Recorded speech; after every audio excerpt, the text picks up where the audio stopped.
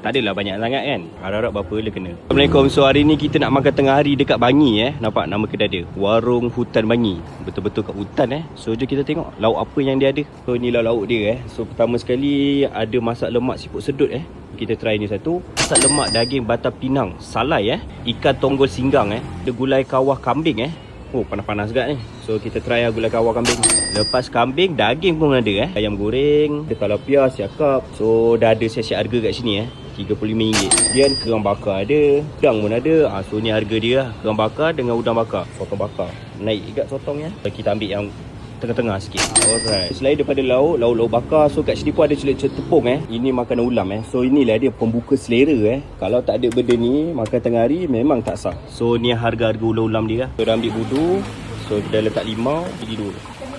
Alright. Makan dekat pangkin ada, makan kat dalam boleh, makan kat luar pun boleh. Ni pangkin.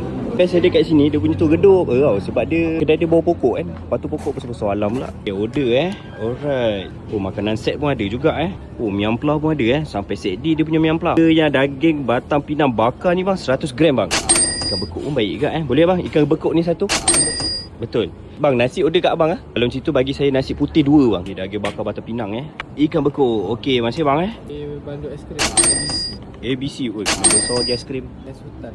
Dia ais hutan Ini soda herb. Soda herb. Okey, masih bang So ni lauk yang saya ambil Harap-harap berapa le kena. Ni siakap bakar dah siap dengan sambal Bismillahirrahmanirrahim.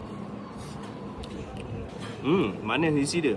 Ikan ni fresh-fresh juga Kita nak makan dia punya sotong bakar Bismillah.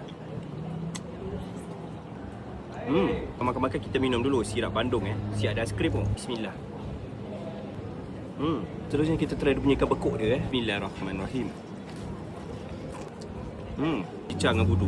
So cara makan budu tu macam ni Patahkan dulu cili ni, kita perai limau, kita cicah, kita makan. Bismillah. Try dia punya daging bakar batam pinang cicah lu sos. Orang kata daging batam pinang ni dia punya isi dia lembut. Bismillahirrahmanirrahim.